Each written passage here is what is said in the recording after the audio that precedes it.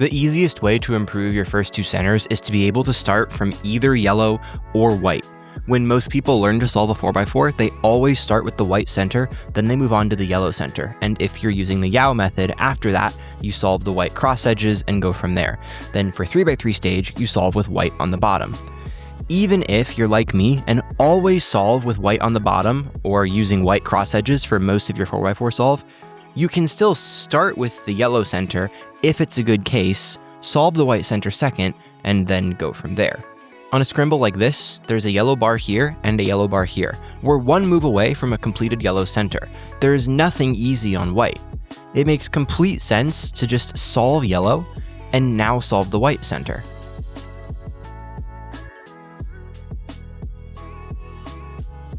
Once that's done, you can just go into your white cross edges and continue from there, solving multiple pieces at once. This is the core of doing your first two centers efficiently. In general, the way you attack centers is you build a 1x2 bar, then you build another 1x2 bar, for example, by connecting these two white pieces, and then connecting those into a finished center. Then you move on to yellow. Where things get really good is when, with single moves, you're able to make multiple bars at the same time. So on this scramble, we have that white bar on the bottom and these two centerpieces here. We have yellow centerpieces here, here on the top, and over here on the right. The obvious first thing to do is to connect these two to make a 1x2 bar. When we do that, this yellow centerpiece is going to move over to this spot. But this yellow centerpiece is in the top layer. If we want to solve multiple pieces at once, we can just move this centerpiece down. Then, when we make the slice move to pair these up, these two pieces will also pair up. Looking for as many opportunities as possible to use the wide moves or slice moves in your solution to connect multiple bars is by far the most important skill to being efficient at first two centers. If you're interested in working with me to get faster at cubing, check the link in the description. I run boot camps and coaching sessions for people of various skill levels. Preserving solved pieces. Lots of times when you're doing centers, you will have an easy solution for one set of pieces and a really nice solution for another set of pieces that you don't want to mess up. So here we have a 1x2 bar on white here and here, which are very easy to connect like that. We also have a yellow 1x2 bar on the top. If we just solve the white bars in the most direct fashion possible, we're going to split apart this yellow bar.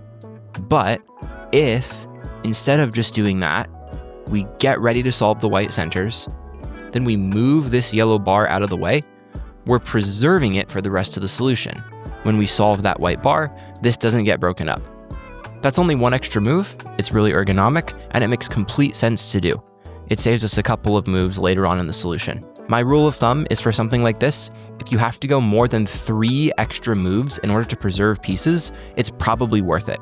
If you end up having to do 4 or 5 or 6 extra moves to preserve a bar, then don't even bother. Sometimes you will also have solved cross edges that you want to preserve. So in this example, we have the orange-white edge here that's built in the scramble. We've also got a white bar here on the bottom and these centerpieces here. Yellow is over here on the right and here on the top and left.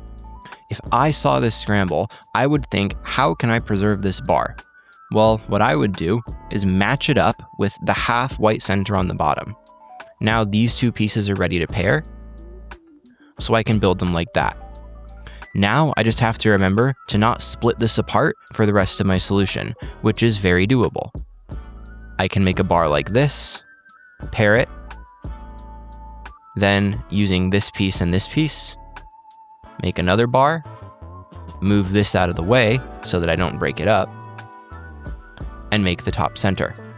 That was 2 extra moves, and I was able to preserve this bar. I have the same rule of thumb for preserving cross edges. If it takes me more than 3 moves out of my normal solution to preserve it, I shouldn't do it. So in this case, it's a really good idea to try and preserve that edge bar. Here's an example where I wouldn't want to preserve my cross edge. I've got a solved cross edge right here, and it's 1 move away from solving this yellow center. If I saw this, I'm not even going to think about preserving that cross edge. I'm just looking at solving this yellow center right away and finding the most efficient way to solve the white center. In this case, I would probably move this centerpiece over here so that when I connect these 2 bars up, I make a bar right here. Then I'm looking at these 2 centerpieces and then inserting into the top. I'm not going to bother preserving that cross edge because preserving it would have taken 3-4 extra moves outside my normal solution, and there was a super easy solution in front of me that didn't involve preserving it. So sometimes preserve solved pieces, but don't go too far out of your way to do it. Fingertricks from two sides. This is a pretty common pattern that you'll see in solving centers. In this example, I have 2 white pieces here and a white bar on the bottom. We're ready to pair these up to make a bar and then insert this bar into the bottom.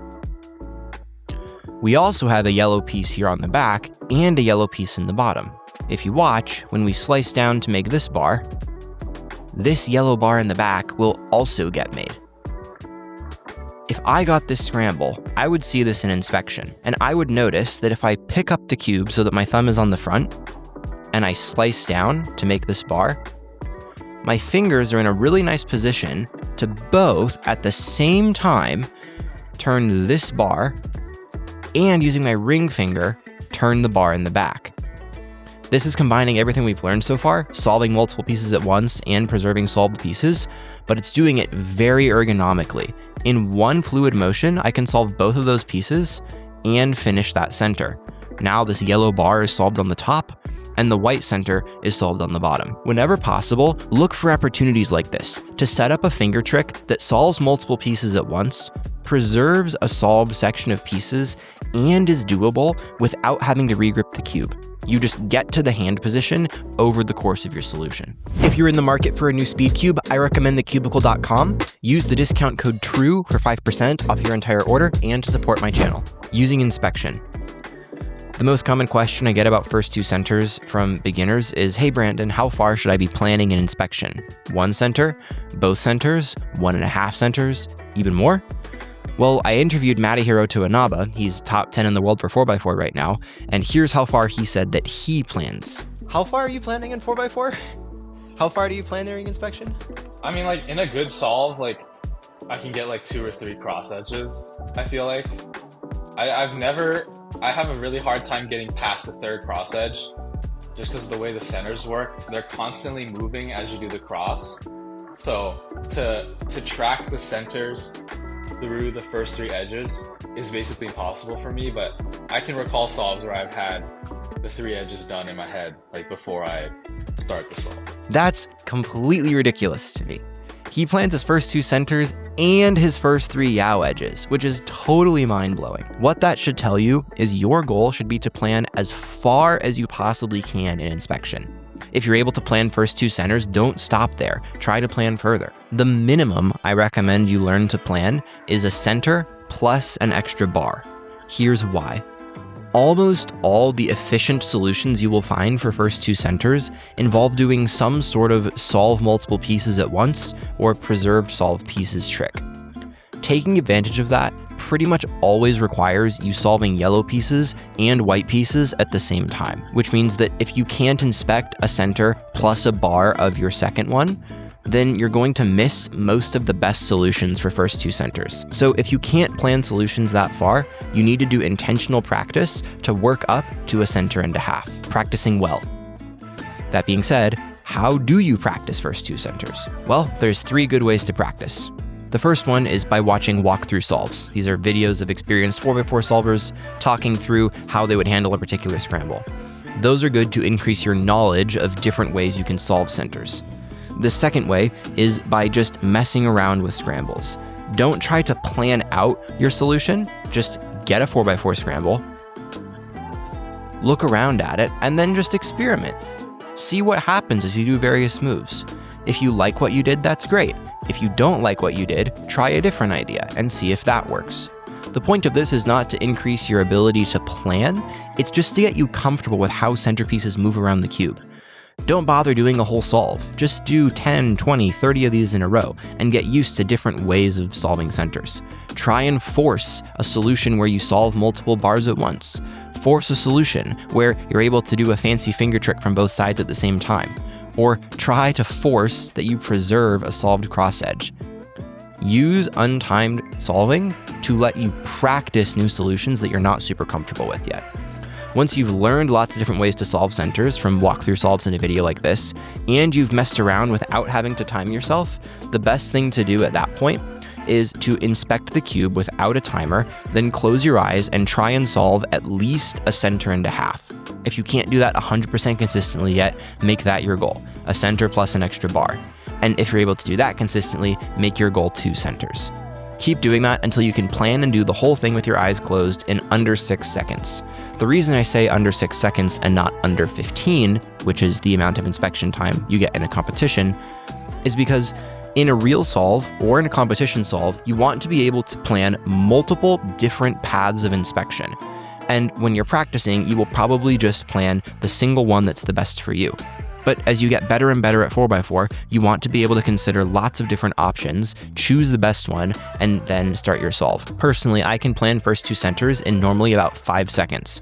But in a competition, I still inspect for almost 15 full seconds because I want to be able to look at different ways I could do it that will affect my cross edges differently or have different finger tricks.